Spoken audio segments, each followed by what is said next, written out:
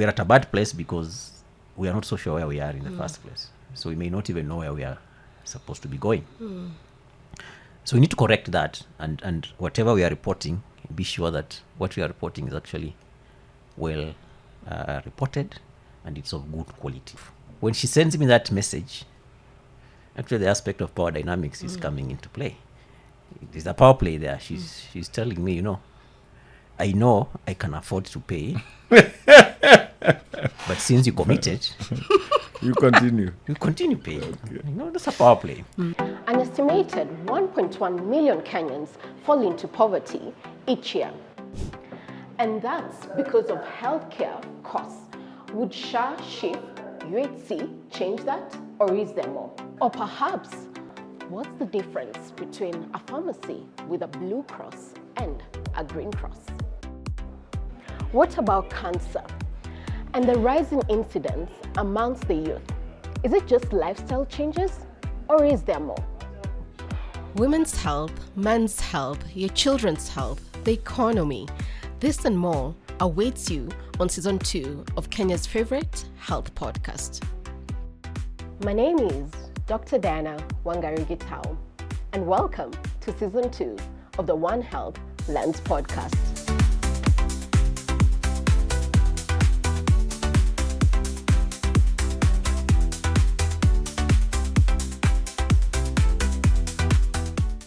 Hello, welcome to the One Health Lens podcast, where we have conversations around health and related topics, making them simple and easy for you to understand. I'm your host, Dr. Diana Wangari Gitau. And I am Dr. Simon Moshara Kigondu. Today we're having an important conversation around governance. What does it mean? And ending maternal mortality. I'll let the guest introduce himself and we'll get going. Doc? Yeah, thanks. Thanks, Dr. Diana. Thanks, Dr. Kigondu. I finally arrived. It has been like 3 months, actually. I call you, you're in Tharakanithi, the next time I'm in Kakuma. I tell you. I'm like, are you in this country, first of all? Yeah. That's where we start the conversation. Finally, I'm here. My apologies for the ping pong. Yes. I think I've been quite on a traveling mode. Yes. Yeah. My name is Dr. Chris Barasa. Yes. That's how I'm known. Although about 2 weeks ago, about 2 months ago, a month ago, when the new CS came on board, yes, I felt like I should drop Barasa, so that there's no confusion between the two of us. Anyway, that's on a lighter note. Yeah. So I'm a gynecologist by training.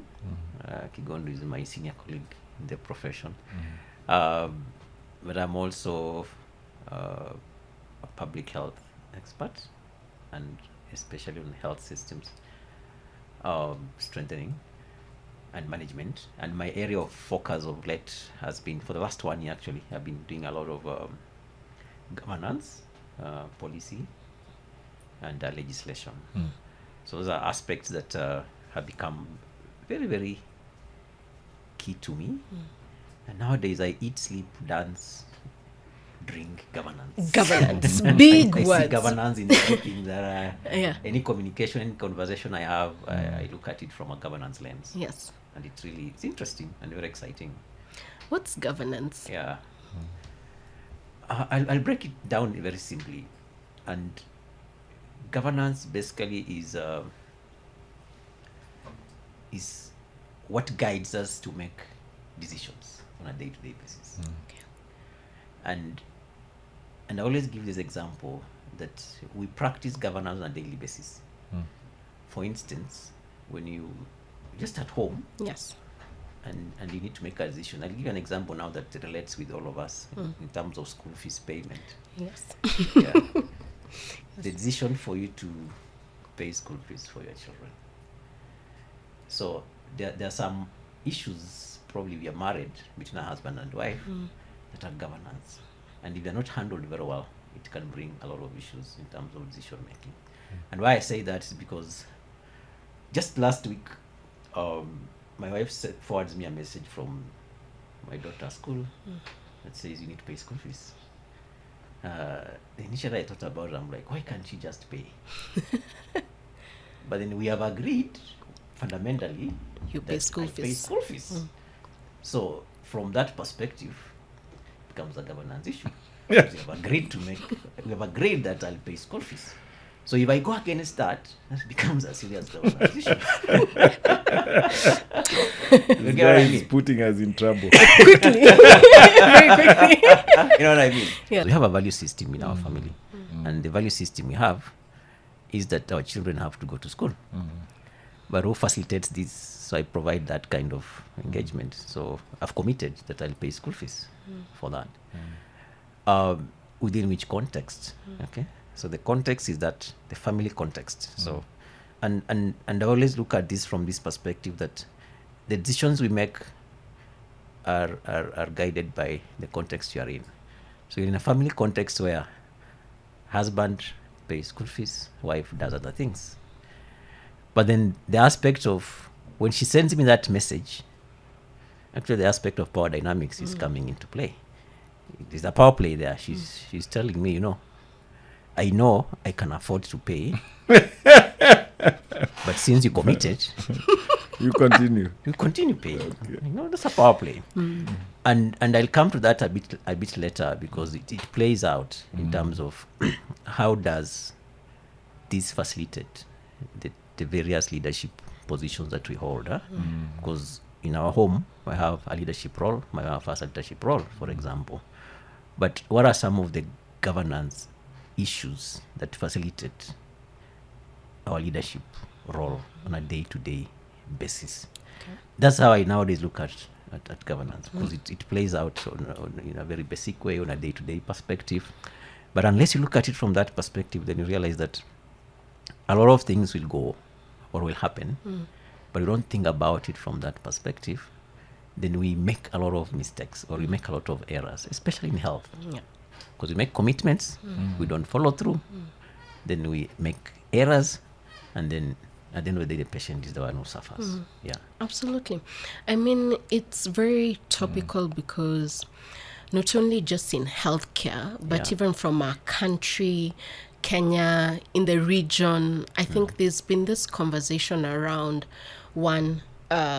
our governance structures, holding our leaders accountable, right? As you're saying, we have certain commitments, even if it's not written commitments. The minute you undertake healthcare as an example, it's a public good. There's the expectation that if I'm going to receive care, it should be quality and should even have that access to care, right? Yeah. So governance is critical, is at the heart of many of the issues that we face as a country.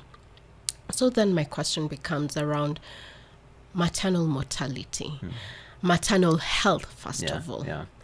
Where are we as a country? We're at a bad place.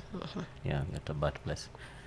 I'm saying we're at a bad place because just last week I was in a meeting with gynecologists and pediatricians. Dr. You missed, you're out of the country. So this Another meeting you went and you didn't invite me? Yeah, he was in there for that. But we had about 24 of us, just an equal number of pediatricians and gynecologists, and we invited Dr. Serem. Dr. Serem is in charge of the Division of Reproductive Health. And he made a presentation from our meeting he had attended. And the statistics are very glaring.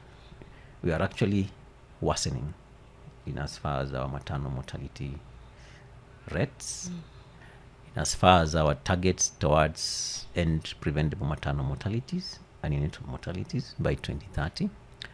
So, and one of the things that was glaring during his presentation is actually data governance, okay?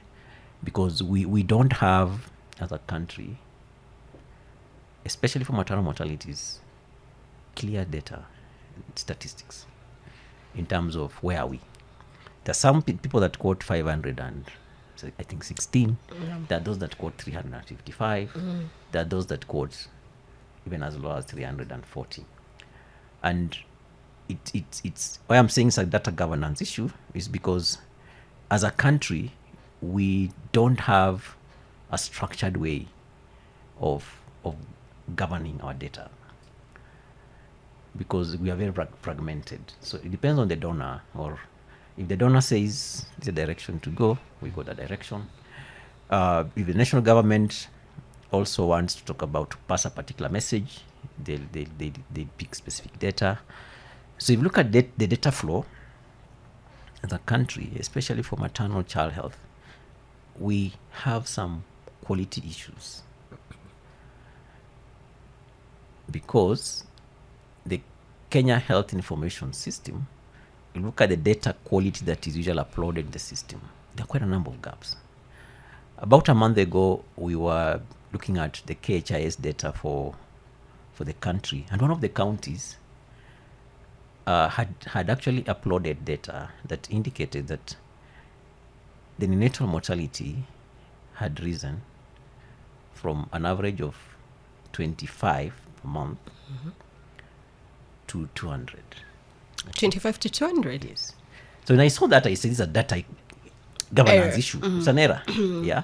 Because they didn't go through the process of data verification. Then I asked myself, so how many times do we have this and it gets reported and no one picks it and it gets into that? So we need as a country to have a convening and ask ourselves, is the data that you are reporting well governed in terms of who is reporting, what are the data sources, and who is uploading into the KHIS system, for example. The second aspect that we discussed during that meeting is that where do the private facilities in this country report their maternal mortalities? It doesn't feed into the Doesn't national. feed into the national. But what percentage of Women service delivery in terms of healthcare is in private. is by private sector? It's actually appalling. It's almost half. Half of the people in this country, including myself and yourself, go to the private sector. Yeah. But when a mortality happens there, when a child dies, when a mother dies, do they report in KHIS? No. So it sounds so data, because we cannot know where we want to go without knowing where we are. Yes, so that's where I'm coming from. That we're at a bad place because we are not so sure where we are in the first place. So we may not even know where we are supposed to be going. So we need to correct that, and whatever we are reporting, be sure that what we are reporting is actually well reported and it's of good quality. That's number one. The second thing that boils down to, again, governance issues, because when you're talking about governance, there are some specific measures you want to use, because governance is basically just how do you, as a leader, put together all those measures to make a decision that is helpful to the population you're serving. So you're looking at accountability issues, whether it's data accountability, whether it's HRH accountability, whether it is, infrastructural accountability, leadership accountability. We are looking at issues to do with transparency, okay, in whatever we are doing. We are looking at issues to do with even corruption, okay, because it affects, it's a governance issue. Yes. In as far as that is concerned. So when it comes to maternal mortality, I believe as a country, actually we are not serious. Yeah, now let me just be frank. We are not serious. Why I'm saying we're not serious is because countries like Uganda, like Tanzania, that Rwanda, that have taken these things seriously, we are seeing a lot of progress. Uganda is doing very well in as far as maternal mortality is concerned, for the reason that every mortality that happens in Uganda, the minister must know within 24 hours. Okay? And then there's a cascade. Okay?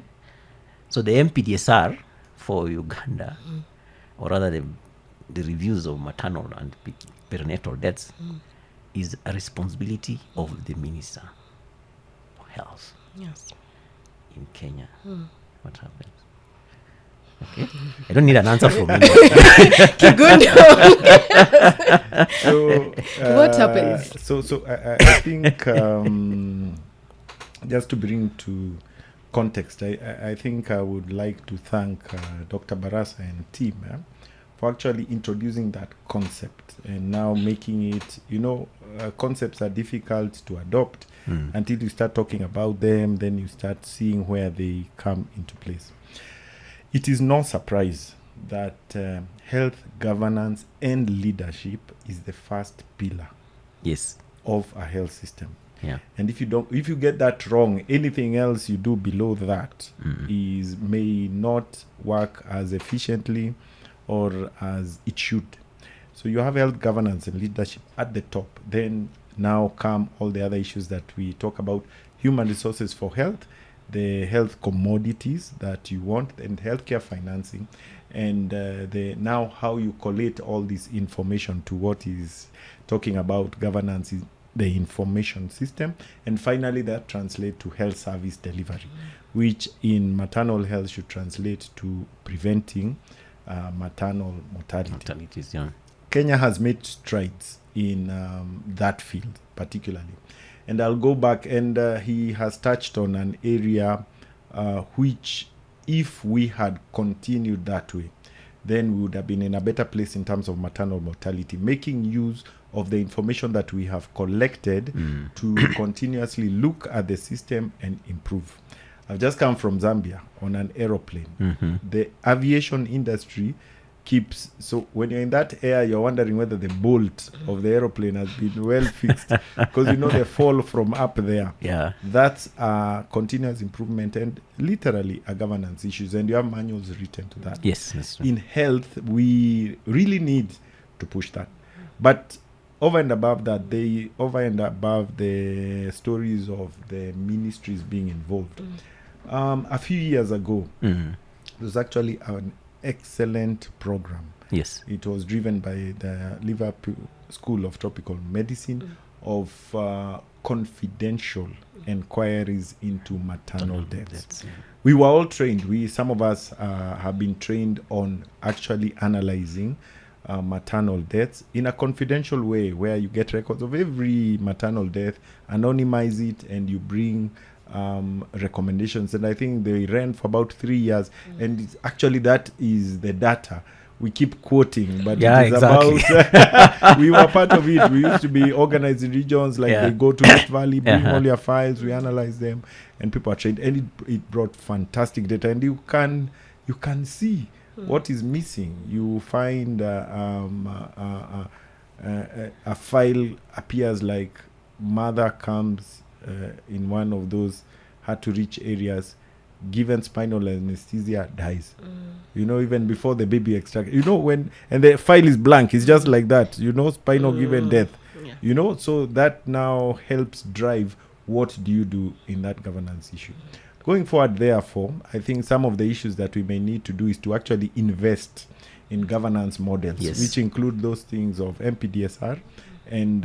what's MPDSR? Just explain. Oh, yeah. That's... I will leave maternal Barasa to deaths. explain MPDSR, but CM, confidential maternal inquiries, are the ones, CMDs, are the ones that at a higher level, they really bring out very good data. Then you go to the lower levels where individual units do their own maternal, pediatric, death surveillance reviews, you see, so that they make recommendations.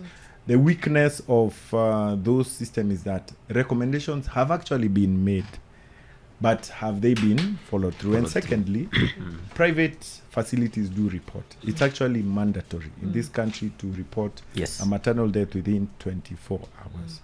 So what happens thereafter is what probably needs to be strengthened. And finally, there is a concept of maternal death cannot really be brought to zero. Because there is actually preventable maternal death, and then there are those conditions which now you would see in the West, which the mother dies and in the best equipped place, and some of us may suffer that. So you have the biggest cause of maternal deaths that are non-preventable, so to speak, is eclampsia and preeclampsia, you see, which occurs. And we've seen even our governors are at risk Yes. of preeclampsia if our male It has governors, moved across it has actually now Now it's across gender, everyone but is that at is risk. on a light note. But yes, Yeah, so yeah, it's yeah. also important to know that maternal mortality may not go to zero, because there are some things sometimes, but largely maternal deaths are preventable. So when you look at the systems like that, then you are able to do governance. And finally, I would actually like to recommend, there was a previous director of medical services called Dr. Kimani, who actually identified governance as a big issue. And I was a beneficiary of that identification, whereby he ensured that the highest qualified person, the doctor, is the medical superintendent of the hospitals. And that is saying that this person whose responsibilities are high is accountable. That's You true. see, and they are for able to drive change. So, for instance, an institution, you should have the highest qualified person to drive the governance issues, and then all these governance issues should be written. So, I think those are some of the aspects of governance in health that we may need to discuss around and really push for that. My call to action, I know you won't ask me towards the end, is actually to have Starting early. to have funding for continuation of confidential inquiries into maternal deaths, and a way of actually activating the resolutions or the recommendations made. You've summarized everything and said now. Let me just speak from where Yes. you left Simon, because again, I want to be very practical. Last month, I was in one of the counties. I won't mention the county for we just talked about Confidentiality and confidentiality. data. And we were discussing reproductive, maternal, neonatal child health outcomes in the county. And I asked them, in this room, I'm not seeing a pediatrician, I'm not seeing a gynecologist. So what are we discussing? Because he's just mentioned that the most qualified person should be responsible. And the discussion gravitated into more or less a blame game. Or the consultant was not there. And until the chief officer actually stood up and said, we cannot continue this meeting without those consultants available. So it has led us into, now we are planning actually a whole day engagement where all the responsible people in the space of maternal neonatal child health will have a town hall, and we have actually invited the governor to come. So that you have a town hall discussion on why are mothers and children still dying in that county. And I proposed that direction because health is devolved in this Health country. is shared. Yeah. It's a shared It's function, a shared function, Okay. but largely devolved. but largely devolved. I like your choice of words. Yes. So the governor has a lot of Yeah. a role to play in these, because they're the ones who make a decision in terms of resource allocation and all that.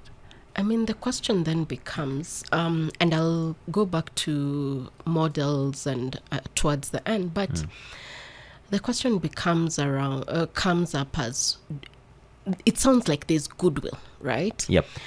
But then goodwill without resources, without financial allocation, is us seated in the room and talking, right? Are you seeing people practically, because you're going around talking to people, there are teams out there saying this is what we need to focus on. Yeah. We have data gap, right? But is there, beyond the conversation, is there substance? Is there more? Is there money behind this that is not coming from donors? Is there actual, beyond goodwill and talk, is there actual support? I would say yes and no. and I agree with you that there's goodwill. I've been lonely in this space, but I'm slowly recruiting people to talk about governance, because previously people used to think governance is equal to corruption, and whenever you talk about corruption, a good number of Kenyans will not be keen on that. But we are telling them that governance is about decision making. Simon is saying health is a shared function. Health is devolved, yes. And how is the county managing their personnel issues? Yes. Okay.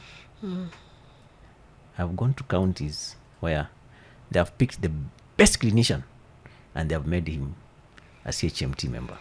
I'm not saying they don't need to be CHMT members, but now they leave a gap. And you find that some of them, they pick very good nurses, clinical officers, doctors, and you have a bloated Management county team. health management team at the expense of Service delivery. Yeah. It's a governance issue, because someone made a decision that now you are going to leave the ward where you've been performing very well as a midwife, to now come to the county health management team where To you don't administrate. even to administrate. It sounds gisty, more gisty rather that you are an administrator compared to a midwife in maternity. That's a governance issue. So how are we allocating or utilizing the staff that we have? But I wonder, how do we get the public involved? And why I say this is, I like the approach that if a mother dies today, you had to call the med soup, right? That level of, it's such a crisis that people have to come, not just sit as they normally do. It is within 24 hours. The Minister of Health has to know. That approach, it is a crisis. That's where we need to be, from what I'm hearing, right? That's true. And it sounds like there are certain areas that have that, others don't. And I wonder, because it's a mother who is a wife, is a sister, is known by the community. And I always wonder, is there a way that, as part of this advocacy, right, that we can get the public involved to a level that if I know my sister dies today during childbirth, I know, yes, the hospital will report and whatnot, but we have been sensitized to the point that even myself will want to report. Now, in what way, I don't know, but the public becomes so engaged, actively engaged, that they say, we're going to feed into *125#. It could be wherever it is, but then that becomes public centered as well. And people, because I will not forget my sister dying. It is something that I'll remember, even if I don't report it immediately. If at some point I hear that there's a call out for, you need to get involved, say this happened, or whether it's related to what cause and what, just report it, right? I will report it. Is there a way to get the public involved? And as you answer that, you could tell us also a call to action as well. Yes. I'll ask you a question, and Simon, I'll also ask you this question. Do you trust our health system? Do I trust our health system? Especially our public health system. And to what extent? And if you don't trust 100%, why? If you are to get pregnant today, you can't get preeclampsia. Yes. Yeah. Would you walk as you, or will you refer with confidence someone to go to A public health public facility. health facility as we speak now? Not 100. It will have to be very specific facility that either I'm familiar with, I've seen outcomes, but I wouldn't say just walk to any. No, I will not. Yes. Yeah. And probably if it is where Kigondo works, we'll call him and tell him, Doc, Yes. I'm sending you my sister, Someone, yes. and see what you can do. But in the event that you may want to deliver her, she has insurance, can take her to the private hospital. Yes. But since you work in that government facility, probably just go there. Why am I asking that? Is because as I speak to a good number of people in the communities out there, there's a bit of loss of trust in our health system, huh? And this has been over time, such that I think people are losing trust in our systems because we are not accountable to a good extent. A mother will go to a health facility, she's pregnant, and this is both private and public. They spend a damning 4 hours on the queue before they are seen. And by the way, it's a non-issue. As in, when did this become normal? That you can just go to a hospital, you spend 4 hours for you to be taken your blood pressure, and you're told everything is normal. So why should I take 4 hours queuing before I get reviewed? Whether it's public or private. And it's worse if the system is not able to pick early warning signs or symptoms, for that matter. So if I'm sitting on that queue for 4 hours and my blood pressure is high and I'm a pregnant woman, chances are by the time I reach that nurse who is also fatigued, they may not even pick it. Okay, so I'll be given some few, maybe painkiller because I'm having a slight headache, and I'll go back home. So if that, God forbid, if that mother dies, do you expect the sister to trust that health system? No. Yeah. So what fundamentally must we do for people to build back That trust. trust? And there are three things I usually call them just the pillars of building back trust. And I'm trying to talk about this because I see that so much in our health system. And the first pillar is are the services we are providing authentic? Or is even the way you are presenting it, is it authentic? I've been following through the discussions around NHIF, SHIF, SHA. If you listen to our leaders, okay, they're trying to convince us. And I'm one of those people who has been convincing people. But the question I usually ask them, am I being authentic? That is the big question. If I am trying to convince my dad or my mom, can you register for SHIF, SHA, for example? Yeah. And then the second aspect is what I'm talking about, or the service I'm providing, showing a bit of empathy. Okay, because healthcare is largely feelings. So am I feeling empathetic? And the population is losing trust because I think the way we are also putting across some information, it doesn't come out as if we are empathetic. To the people, and that's a governance issue because we need to really know how do you pass a message and how do you communicate certain messages to the population, that for them to have a buy-in. Absolutely. For you to have a buy-in, because this is a fundamental change that's going to have in the health system, and it's going to affect our outcomes for that matter. And then the last thing, is it logical? Okay, so we are removing Linda Mama. Okay, what are we replacing it with? Okay, or this Edu Afya. Okay, what are we replacing it with? So for you to explain to me, to understand that, it's a process, so that I can see logic in what you are presenting to me. Otherwise I won't trust what you're telling me. Because if Edu Afya has worked for me, and then you present to me a different thing, there has to be logic in why you are moving from point A to point B, for example. And that will help us to be able to achieve what are we communicating in the long run. And it boils down to, when you are doing a policy process of this nature that has fundamental effect, actually it's a paradigm shift. We really want to change our health, the way our health system is working. How are we communicating? And we may need to think, even as a country, sit back a bit. And I've had engagements with even the senior leadership, and we challenge and say, we may need to think, sit back and think, how we communicate. We may have very good intentions, but how are we communicating to that villager? Absolutely. That villager, my mother, my own mother. How is she getting that Absolutely. that message?